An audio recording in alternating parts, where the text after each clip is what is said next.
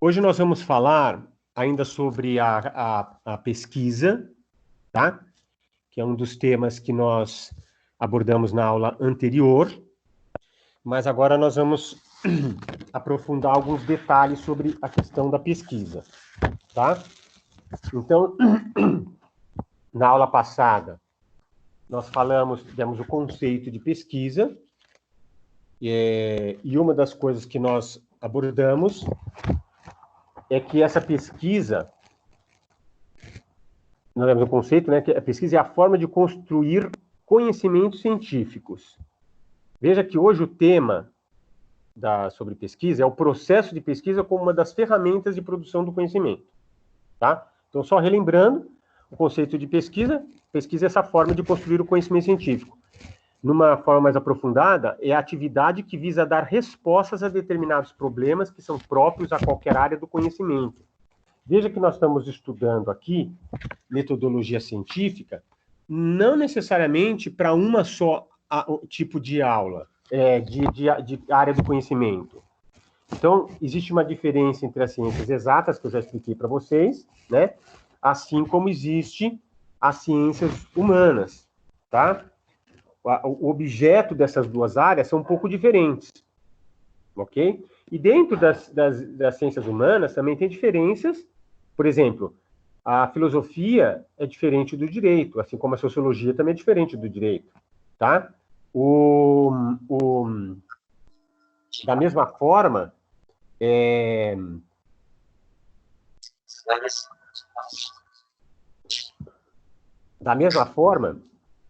nós temos, por exemplo, nas ciências exatas, a física é diferente da biologia, tá? Porque tem algumas diferenças, mas as ciências naturais, elas têm alguma coisa mais prática, que é a questão da experimentação.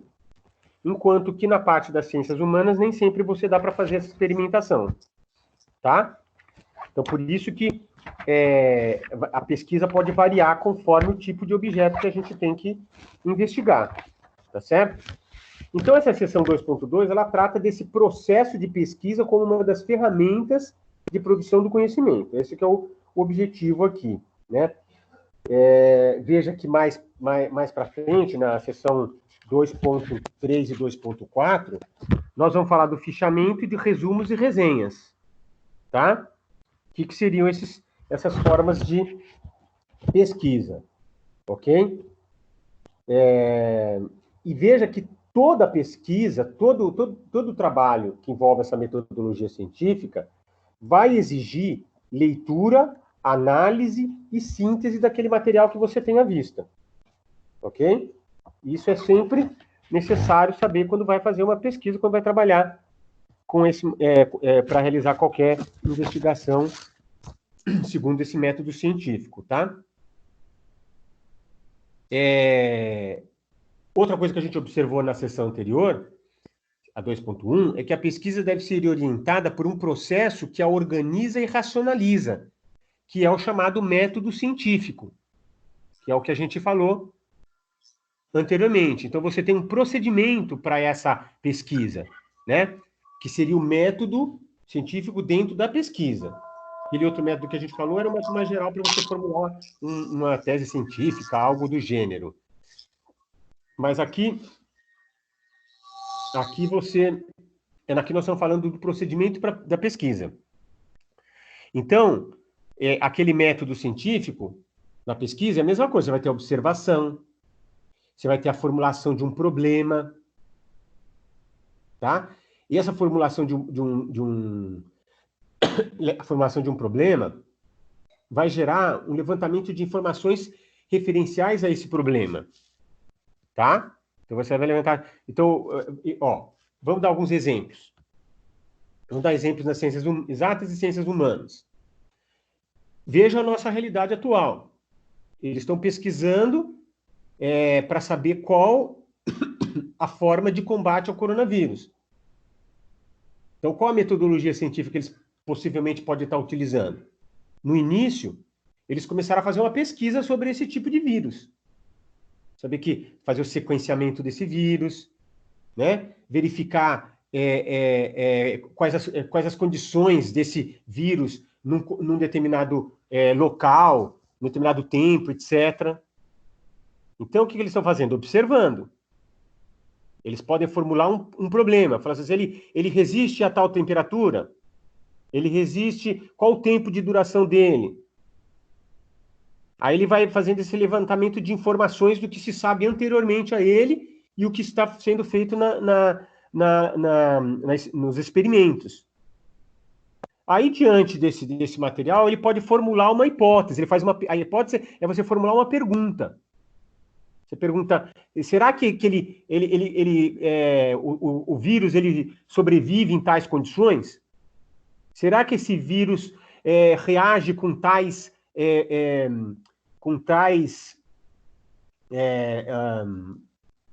reagentes químicos? Então, tudo isso é feito de uma maneira que você vai acumulando essas informações. Depois você precisa fazer análise disso, como a gente falou, e uma síntese. Então, a gente testa essas hipóteses, faz a experimentação, aí você analisa e chega a uma conclusão. Tá? Essa é uma possibilidade dentro da pesquisa. Isso é o que a gente viu na aula passada. Tá? Muito bem. Então, como eu falei, a gente vai aprofundar um pouco nesse processo de pesquisa, ok? Eu dei esse exemplo do coronavírus porque, para vocês entenderem um pouco, nas ciências em geral, mas eu falei das ciências naturais. A gente tem que analisar também no campo das ciências humanas, porque no campo das ciências sociais é um pouco diferente. Imagina, por exemplo, que vocês querem analisar... Vou dar uma realidade dentro do direito e vamos ver alguma coisa dentro da sociologia, antropologia, alguma coisa assim. Então, veja, no direito, você pode analisar, por exemplo, uma figura específica do direito. Você pode falar assim, eu quero analisar o contrato X. Eu quero saber todas as condições do contrato de locação. Então, o que você está fazendo? Você está... de certa forma, observando as situações relativas ao contrato, só que você não olha para a natureza, você não olha necessariamente pelo que as pessoas estão fazendo na vida prática, porque se você estiver fazendo isso, você está fazendo uma análise sociológica do direito. Você, na verdade, está no campo da sociologia do direito. Agora, porque a sociologia ela olha o fato social. O direito, ele olha o fato jurídico. Ou seja, você pode fazer um levantamento no Tribunal de Justiça ou no STJ, os casos de locação. Só que aí, se você fizer isso, você vai ver que vai ter muita coisa para você analisar. Então, você vai ter que especializar dentro do contrato de locação algum assunto importante. Por exemplo, você vai falar da denúncia vazia no contrato de locação. Denúncia vazia é a possibilidade... Por exemplo, a pessoa pede o imóvel para a retomada do imóvel para uso próprio. Tá? Essa é chamada denúncia cheia, porque você já tem um motivo estabelecido na lei de locações. Mas você pode fazer denúncia vazia. Se você quer denunciar o contrato, você quer desfazer o contrato de alguma maneira, tá certo? E você vai fazer isso observando como que as decisões jurisprudenciais sobre esse tipo de matéria. Tá certo? Sobre a denúncia vazia ou denúncia cheia. Entendeu? Então você vai analisar várias decisões, vai ver o que a doutrina fala sobre o assunto, e aí você vai formular uma hipótese. Você fala assim, pergunta, por exemplo, as hipóteses de denúncia cheia, elas são cumpridas nos termos da lei, ou elas, por exemplo, ultrapassam, ou sempre há alguma outra possibilidade não descrita na lei? Então, você vai vendo como que isso vai se processando na jurisprudência e você vai criar um assunto novo. Tá? Então, você não tem uma experimentação propriamente dita. Você aborda a teoria sobre o assunto e vê o que está ocorrendo na prática. Mas a prática, aí, no caso, é o que as decisões dos tribunais. Geralmente é esse o material que você tem. Você poderia falar assim, mas eu queria fazer alguma coisa preventiva. Só que aí onde que você vai pesquisar? Você pode, na verdade, você vai ver alguns pareceres sobre o assunto, que na verdade é uma manifestação doutrinária sobre o assunto. É doutrinária com misto de jurisprudência sobre o assunto. Então, a gente sempre vai nessas fontes jurídicas para poder extrair alguma coisa a respeito daquele tema. Agora, no caso da sociologia, não existe aquela experimentação propriamente das ciências naturais, mas você tem, por exemplo, você pode observar o fato social. Você pode observar, por exemplo, você pode observar na periferia, por exemplo, se existe fenômenos jurígenos, não jurídicos. Jurígenos, quer dizer, situações em que há uma espécie de norma regulando aqueles casos, mas não estão sendo reguladas pelo direito. Por exemplo, é um fato social que você pode analisar. Tá? Então, veja que você tem que, no caso das ciências sociais, você observa, segundo o objeto que você tem, você vai observar aquela realidade.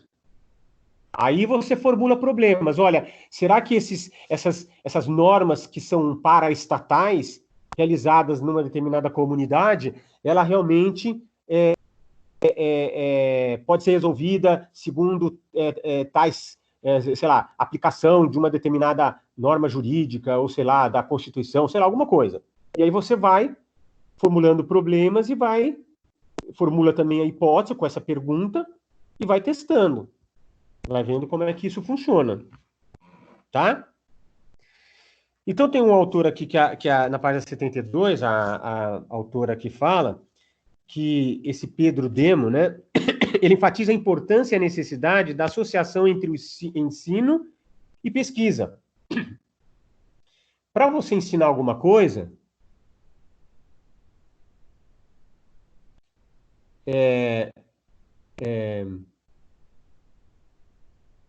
pessoal, alguém está assumindo o controle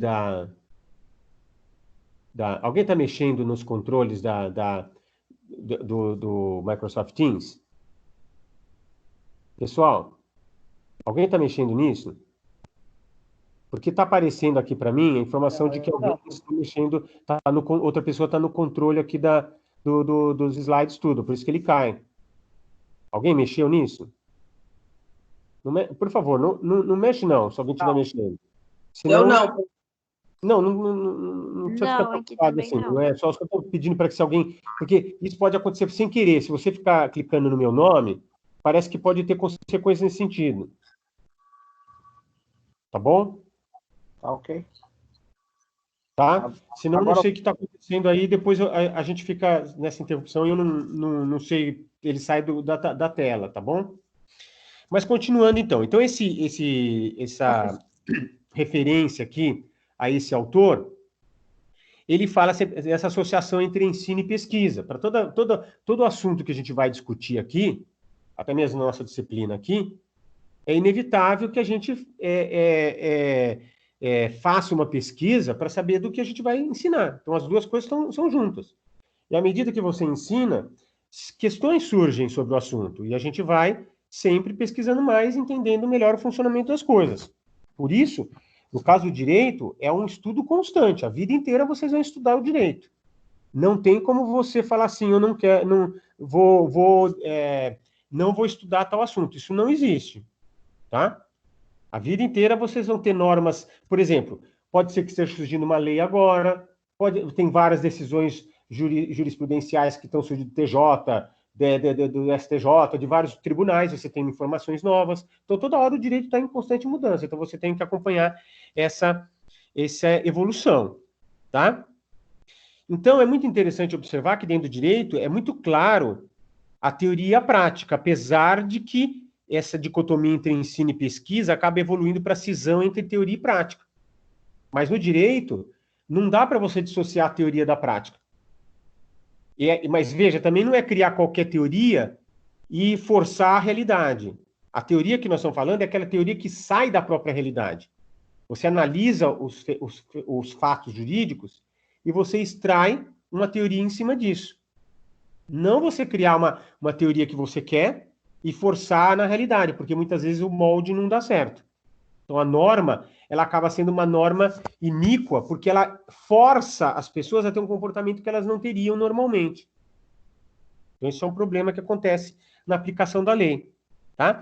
Então, a teoria, ela é sempre a teoria, ela é sempre ligada a essa prática, tá? Por isso que no direito, a gente tem essa questão aí, que é a teoria é resultado da própria prática, tá? É sempre... Vivian, você está com problema? A Vivian está saindo, acho que ela está com algum problema. Bom, então, no direito há essa realidade, tá? Outra coisa, quando a gente faz algum estudo, para você entender aquele assunto, por exemplo, naquele exemplo que eu dei do contrato, por exemplo, dentro do direito, você vai precisar estudar, verificar, investigar todos os estudos realizados anteriormente sobre esse assunto. Por quê? Porque senão você vai fazer um trabalho repetitivo e não vai ter interesse nenhum, porque todo mundo já sabe daquilo. Agora, quando você descobre o estado da arte, o que quer dizer essa expressão estado da arte? Você saber até que ponto esse assunto foi abordado. Então, você vai nos manuais, dos manuais você vai para uma bibliografia específica, por exemplo, artigos, monografias, teses, tudo isso para você saber o que estão discutindo sobre aquele problema, tá? E aí, feito esse estudo, você consegue, sabendo do que foi analisado, qual estado da arte, ou seja, que ponto que ela chegou, você dá um passo a mais. Como? Formulando problemas, levantando aquela tese, testando essa tese e respondendo essa tese, tá?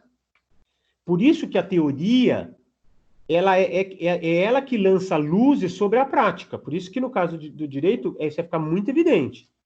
Não dá para você fazer um trabalho de monografia, de conclusão de curso, se você não estudar aquele tema. Você tem que olhar e ir nos manuais que falam sobre o assunto, e nas obras específicas, como artigos, monografias, teses, dissertações, tudo para entender o que é sobre aquele tema, porque, obviamente, os vários artigos, monografias, etc., eles vão tratar daquele assunto e vão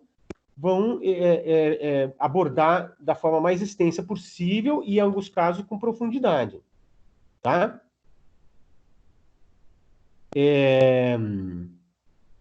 Agora, saindo do exemplo do direito, olhando para o exemplo das ciências em geral, no caso, a ciência da natureza, então, na página 73, tem aquele exemplo que a gente já falou em sala de aula, do Galileu, que é um exemplo clássico, né?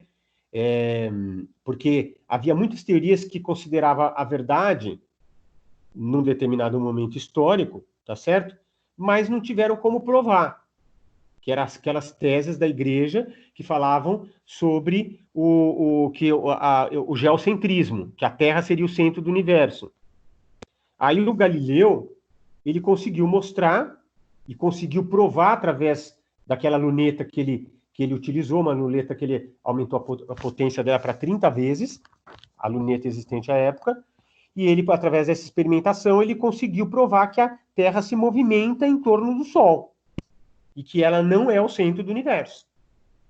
Então, veja, o que ele fez? Ele observou, ele estudou as teorias, ele conhecia todas as teorias, ele sabia sobre as discussões que envolviam o problema.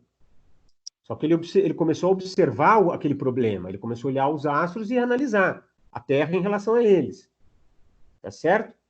Aí, ele formulou uma hipótese. Será que realmente a Terra é o centro do universo ou será que não? Tá certo? Aí, ele fez, por exemplo, experimentações. E isso que nas ciências naturais, a experimentação é cabível, né? E com isso ele consegue comprovar através desses experimentos que ele fez.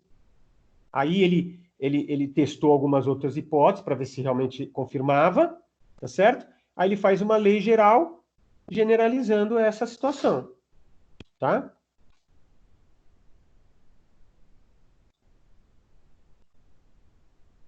Então, vejam que a ciência, ela vive de uma certa certeza que às vezes pode ser transitória, tá? Acredita-se que é assim, mesmo com base na ciência, mas depois ela pode ser vencida. É o caso, por exemplo, da ciência newtoniana e a ciência quântica, a física quântica.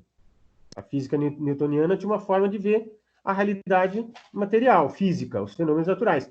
A física quântica, ela vai discutir alguns outros pontos diferentes, tá? Inclusive, você pode ter ajuste no instrumento de análise. Por exemplo, a física newtoniana, ela utilizava uma linguagem matemática que era euclidiana, de Euclides, lá da antiguidade. E, por exemplo, na geometria, falava-se que de 2 pontos passa uma reta. Você tem um ponto, 2 pontos passa uma reta, 3 pontos você tem o plano. Você tem a área diante desses 3 pontos. Tá? Você tem o plano. Então, o plano passa pelos 3 pontos. Agora, 2 pontos não, ele pode estar em qualquer lugar esse plano, então não tem o plano ainda, só quando você tem o 3º ponto. Então, isso aí é uma matemática utilizada, foi utilizado pelo Newton, para explicar movimento, aceleração, gravitação, tudo isto. Tá certo? Agora, quando na física da relatividade de Einstein, ele mudou esse critério matemático, ou seja, ele utilizou outros postulados matemáticos, de tal sorte que ele afastou essa ideia de que entre 2 pontos passa uma reta, mas passa uma curva. Por que ele fez isso? Porque quando ele foi estudar a gravidade, a gravitação, ele percebeu que nos buracos negros, então imagine, por exemplo, aqui na minha mão, aqui no centro da minha mão, na palma da minha mão, tem um buraco negro. Então, aquele raio de luz que passa por aqui, ele não passava como uma reta entre 2 pontos. Ele, por causa da atração do buraco negro, ele sofria uma curva. Então, ele teve que ajustar o instrumento matemático para poder melhor equacionar o fenômeno natural. Veja, a aceleração ela é medida por uma equação de 2º grau. Então, quando Einstein vai analisar, ele vai utilizar uma outra matemática, tá certo? Uma outra roupagem matemática que vai estar aperfeiçoada para aquele caso, aquele fenômeno natural, para ele poder analisar melhor. Daí ele formulou a relatividade, porque depende do ponto em que você tiver, o tempo vai ser diferente. Se você vê um trem passando na sua frente, a pessoa que está dentro do trem, ela tem uma sensação do tempo. Enquanto que a outra que está de fora, olhando o trem passar, e a pessoa passar lá no trem, ela tem uma outra noção do tempo. Então, o tempo é relativo. Tá? Muito bem. Então, são esses 2 exemplos aí para a gente poder esclarecer melhor como que a gente faz essa pesquisa e como que a gente observa esse método científico aplicado a essa pesquisa. Tá? Então, diante disso, foram feitas várias classificações a respeito das pesquisas. Então, tem vários autores aqui que são mencionados, né? O Ruiz, aqui, de 1996, ele classifica as pesquisas em exploratória descritiva, exploratória, teórica e aplicada. Tá? O Chaves classifica as pesquisas quanto aos fins e aos meios, agregando em cada uma das classificações um conjunto de tipologias. Aí o Servo e Bervian, 2 autores, em 96, ele fez uma classificação das pesquisas em bibliográfica, descritiva e experimental. Então veio um outro autor lá, chamado Gil, o sobrenome dele é Gil, em 2002, ele classifica as pesquisas com base em seus objetivos e nos procedimentos técnicos utilizados. Então vamos olhar, ele, de certa forma, abrange todas as outras. Então como é que ele fez? Dentro de uma possível classificação das pesquisas, a gente pode separar quanto aos objetivos e quanto aos procedimentos técnicos, tá? Então, na classificação das pesquisas quanto aos objetivos, você pode ter uma pesquisa exploratória, uma pesquisa descritiva e uma pesquisa explicativa. O que é essa pesquisa exploratória? É aquela em que ela visa aprimorar ideias sobre algum assunto, tá? Então, na maioria das vezes, ela é feita através de pesquisas bibliográficas. Então, eu quero explorar aquele assunto dentro do direito.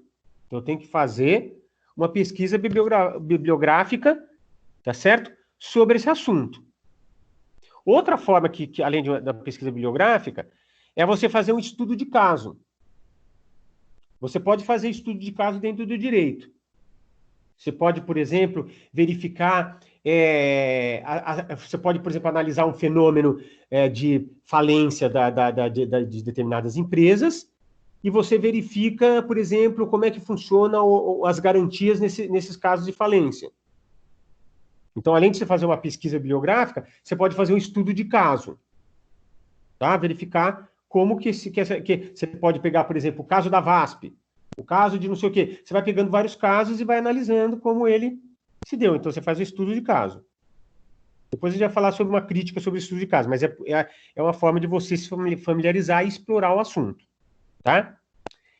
Outra forma quanto aos objetivos é a pesquisa descritiva, ou seja, você vai descrever as características daquele objeto, ou seja, o fenômeno que você está analisando, ou uma determinada população, porque é ela que vai reagir a determinada situação. Então, você descreve essas características, tá? Ou então você descobre a existência de uma associação entre determinadas variáveis, tá certo? A reação da população sobre um fenômeno, por exemplo. Você vai verificar todas essas variáveis e, descobrindo as associações, você vai descrever tudo isso, tá? Então, é uma pesquisa descritiva. Aí nós temos uma pesquisa também, quanto ao objetivo, explicativa.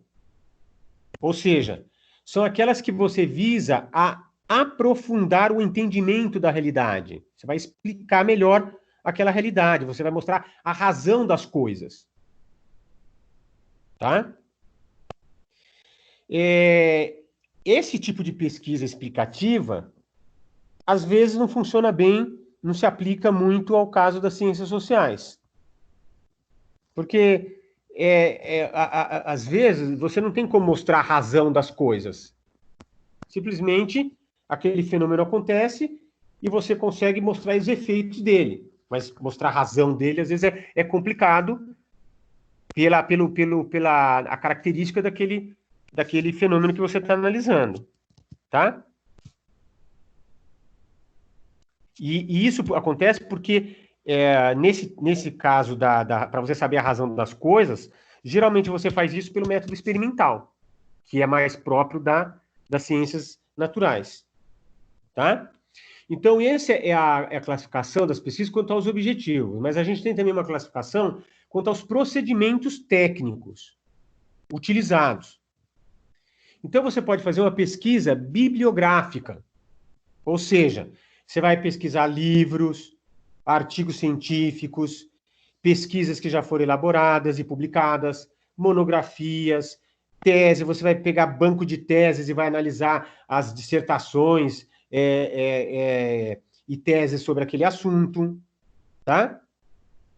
Então, você vai...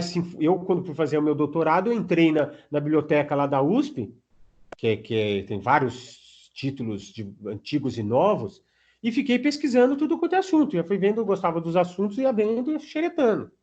Fiz várias vezes isso daí, até achar... Porque quando eu descobri um assunto, eu comecei a escrever aquele assunto, eu estava falando sobre contratos, especificamente a forma de extinção de contratos. À medida que eu fui analisando uma situação, por exemplo, a doutrina inglesa falou sobre isso, então eu ia lá, pesquisava os livros que falavam sobre o sistema anglo-americano, para poder explicar como que aquele fenômeno acontecia naquele direito. Aí eu olhava os italianos, experiências italianas, eu ia lá e verificava o que os autores falavam, pegava os clássicos lá dos italianos e fui vendo. e fui pegando e montando minha tese, entendeu?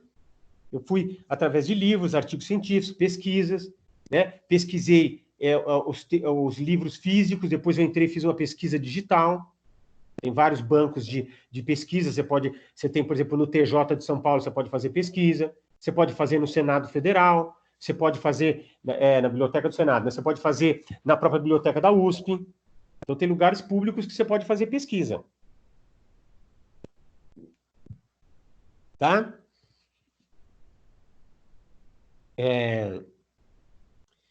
Então, essa pesquisa bibliográfica, ela é muito própria para os estudos, aquela pesquisa exploratória também. Tá? Veja que essa pesquisa quanto aos procedimentos técnicos, ela pode ser um tipo, mas pode se aliar à anterior, que a gente falou lá quanto aos objetivos. Então, essa pesquisa bibliográfica, ela é típica dessa pesquisa exploratória também. Tá? É instrumento para esse tipo de pesquisa também. Outra forma de pesquisa quanto ao procedimento técnico utilizado é a pesquisa documental. Você, por exemplo, vai consultar, vai analisar uma questão histórica de determinado assunto, você vai verificar por exemplo, o decreto da época do Império. Então, você vai utilizar as fontes documentais para a construção do entendimento sobre aquele objeto de estudo. Ok? Então, você pega publicações do Diário Oficial, registros oficiais de uma organização, você quer analisar lá a questão da falência, você vai analisar a VASP, o que aconteceu, os registros oficiais dela, os balanços, não sei o quê, publicações do edital, de falência, você vai analisar tudo isso aí para verificar, fazer aquele estudo lá. Tá? Então, você faz pesquisa documental também. Essa documental, assim, não é necessariamente o livro. Pode ter um livro que diga o que aconteceu. Você pode se basear nele. Mas você pode também fazer a pesquisa diretamente na fonte, ou seja, para ele fazer essa afirmação, onde que ele obteve esse dado? Ele foi lá num decreto que falou tal coisa, ou então falou, numa lei que existia na época do Império, que eu precisava saber por que aconteceu tal coisa, enfim. Você vai analisar do que for necessário para ter o documento que comprove aquilo, tá? Outro procedimento técnico é a pesquisa experimental. Essas pesquisas experimentais, ela vai ser aplicada a determinados objetos de estudo, como eu falei para vocês, tá? Porque a pesquisa experimental, ela tem aquele objeto em que você possa, né?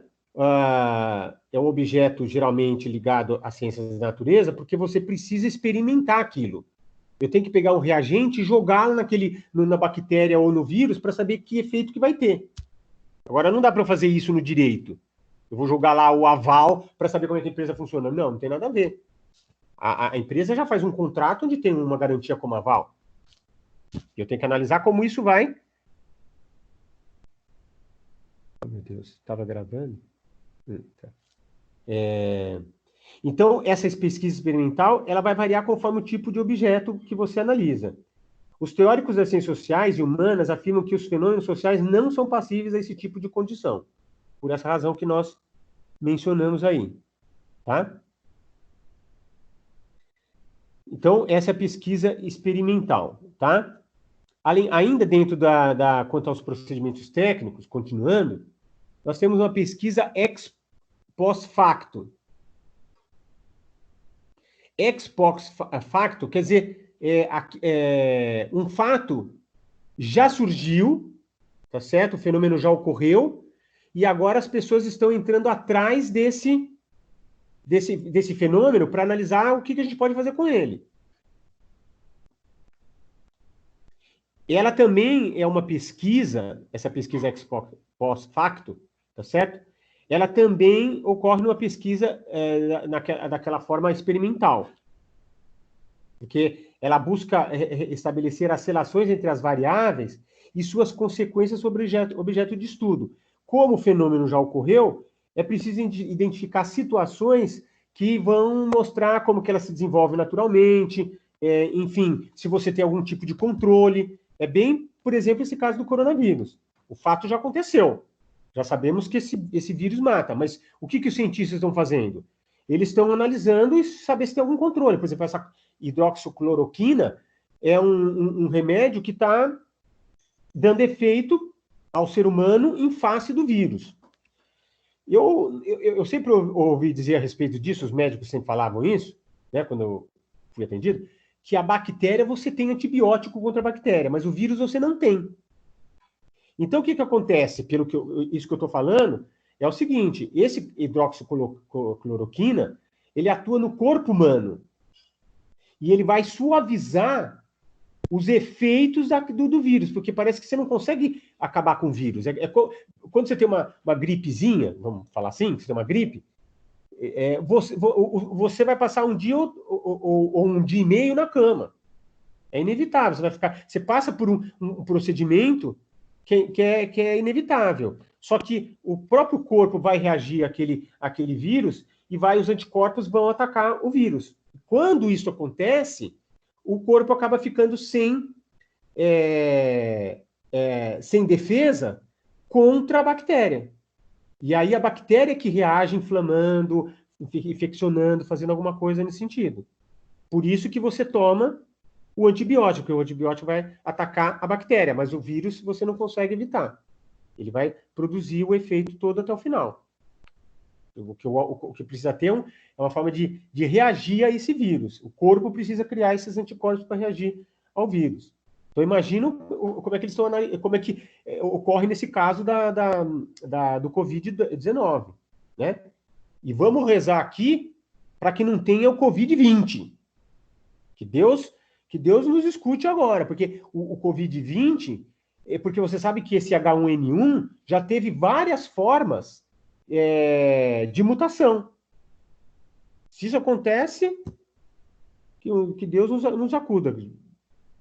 Bom, deixa esse assunto para lá. Mas é uma forma de você pesquisar e você fazer o levantamento de um fato um fenômeno que já ocorreu e como você vai pesquisar para resolver, saber os efeitos, se você tem algum controle que você pode fazer, tá? Esse estudo de corte aqui são utilizadas muito na área da saúde, né? E eles são analisados conforme algumas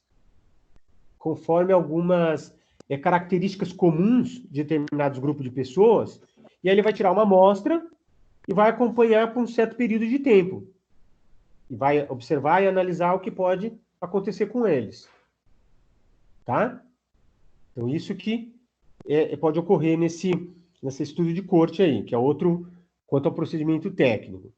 Levantamento. Levantamento são pesquisas cuja característica principal é a obtenção das informações consideradas relevantes pela interrogação direta das pessoas cujo comportamento se pretende conhecer.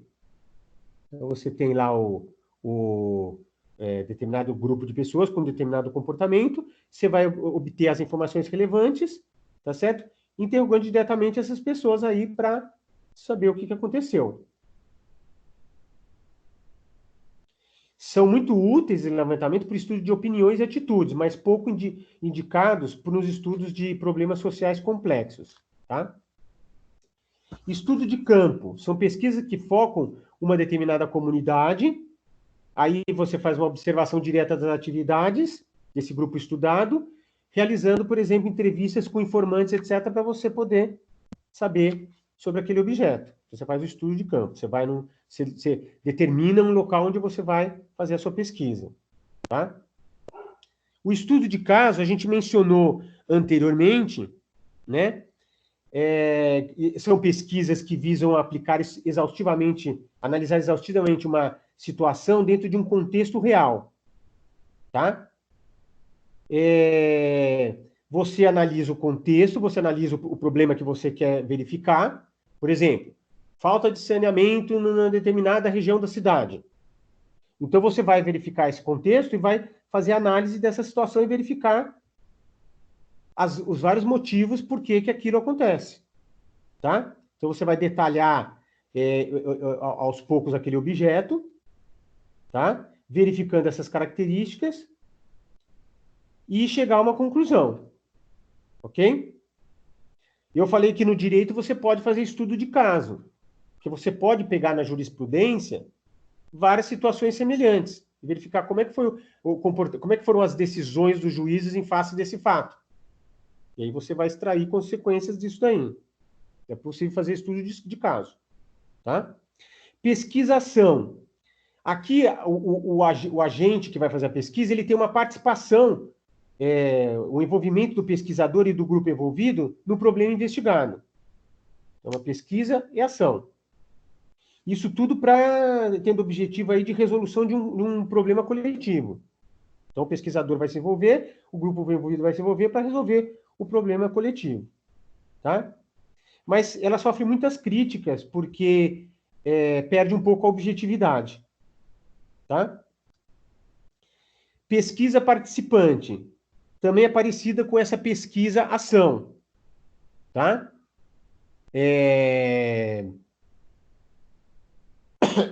Que acontece nela? A pesquisa participante, ela tem um cunho transformador, porque o agente também ele participa, você entendeu? Então, ela vai envolver aí distinção entre ciência popular e ciência dominante, porque você vai poder, naquele escolhido lá o seu objeto de investigação, verificar como que as pessoas interagem ali, tá?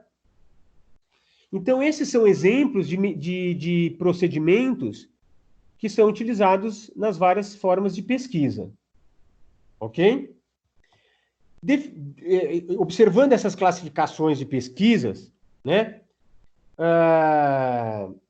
Ou seja, se você for fazer uma pesquisa, você escolhe um tipo de pesquisa como essas que nós mencionamos. Como assim? Vamos supor, eu vou precisar fazer uma pesquisa exploratória, que é o meu objetivo, e vou fazer pesquisa bibliográfica, mas eu quero também fazer um estudo de caso. Então, eu vou fazer essa pesquisa seguindo esse roteiro todo aí.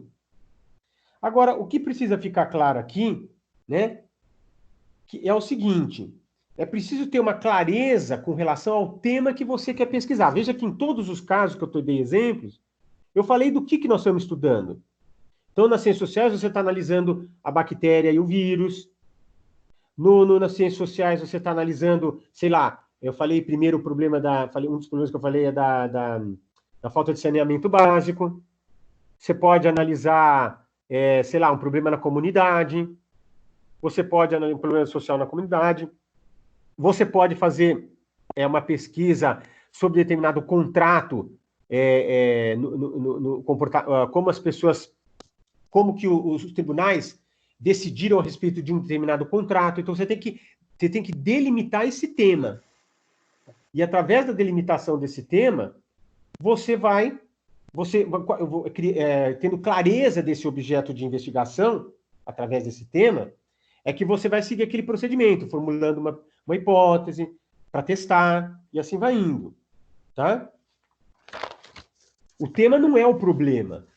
O tema é aquilo que você tem um objeto, né? E esse objeto tem um tema. Então, você analisa contrato, mas o seu tema é contrato, mas você vai especializar dentro do contrato, quer saber sobre a extinção do contrato. Tá? O tema é o assunto central sobre o qual pairam dúvidas. Tá?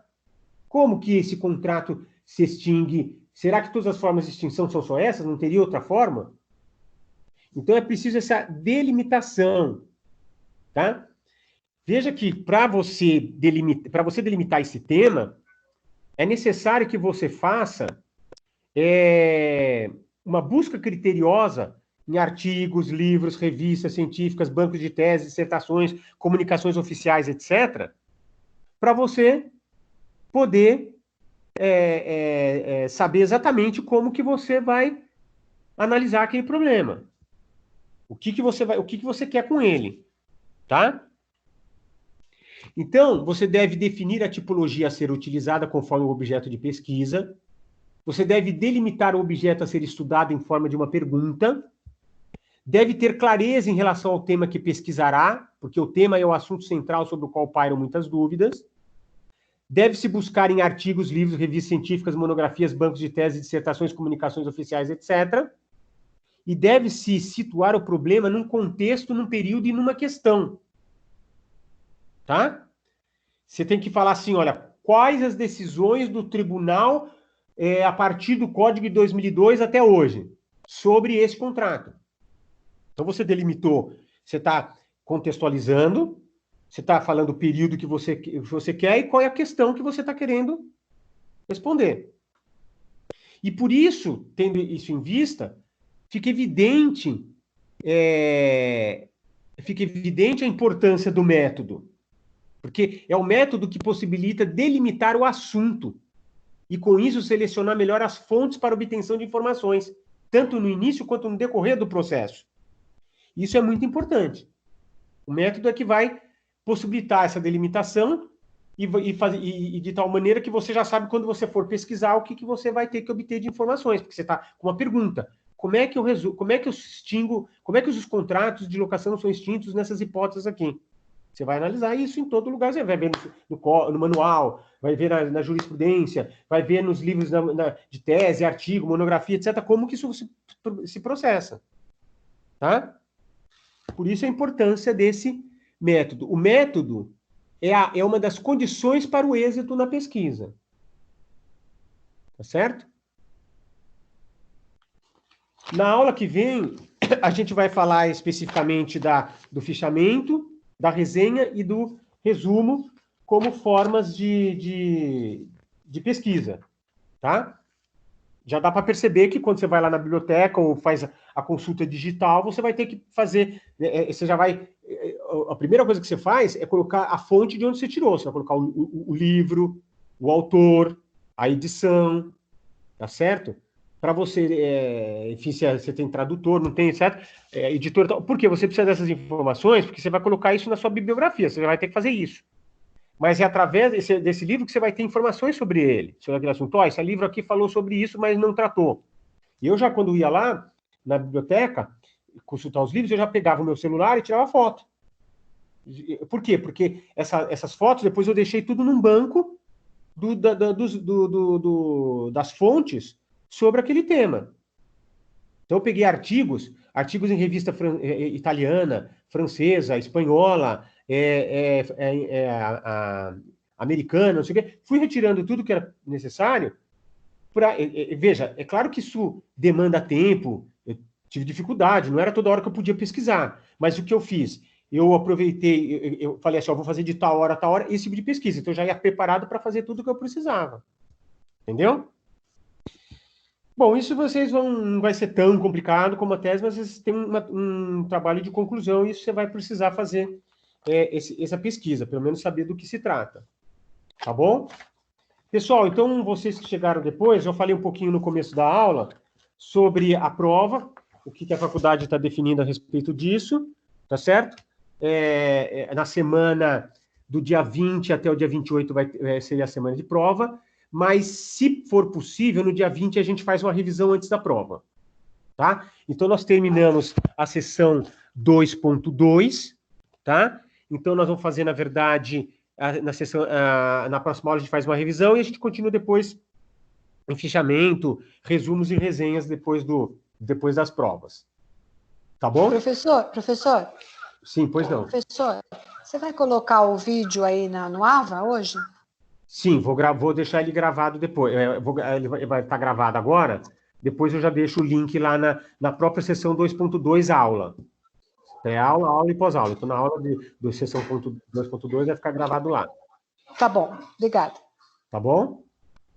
Tá bom. Tá Hoje ótimo. nós tivemos aí uma participação de 11 pessoas. Avisem o resto do pessoal para eles saberem sobre provas, sobre isso, tá? Quem tiver contato, por favor, faça isso para a gente poder... Professor, o pessoal não conseguiu entrar, muita gente não conseguiu hoje. Tá. Foi bacana a aula. O que eu fico mais preocupado é se o pessoal apesar de não ter conseguido, eles não vão ter nem acesso à informação, tá? Tranquilo. Estando lá no AVA, né? Eu acho que aí tá legal. Eu perdi uma parte hoje aqui também por causa de sinal, por isso que eu perguntei para você.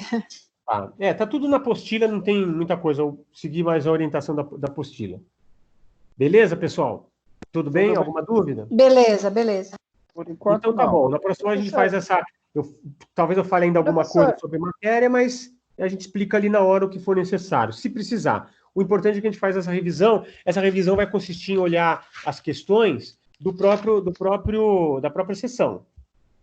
Tá? A gente vai vendo as questões e vai analisando como é que é o tipo de pergunta que pode ter na prova. Tá bom? Ok? Beleza. Então tá, pessoal. Professor, Obrigada pela atenção. Professor? A gente se vê. Obrigada pela aula. Obrigada, professor. Até Obrigado. mais. Ok. Professor? Diga. Professor? Pode falar. Pode falar, quem está falando? Os slides, os slides, tem como deixar num grupo? Então, o slide ou só no AVA mesmo? vai ficar gravado no AVA. Ah, entendi. Por quê? O que você está falando? Não, porque o outro professor, ele deixa num grupo mesmo, fica bem prático, mas não tem problema, eu pego lá no AVA. Você o está senhor falando recebeu o trabalho? No grupo do WhatsApp? Isso. Isso, professor. Se eu conseguir, eu faço isso, mas é que eu tenho receio de ficar muito pesado. Não fica não, professor. O professor Marcelo, ele manda todos, fica ótimo. Tá, eu vou tentar ver se a gente consegue fazer isso aí também. Porque daí não tem desculpa das pessoas estudar, dá para todos estudar, entendeu? Uhum. Tá, eu vou tentar fazer isso aí. Se eu não conseguir, a gente pelo menos está lá no AVA de qualquer forma, tá bom? Tudo bem. Tá bom, professor. Obrigado. Então tá bom, pessoal. Boa segunda-feira, boa semana de estudos aí. Obrigada, professor. Boa noite. Um abraço. Abraço. Tchau, tchau. Tchau, tchau.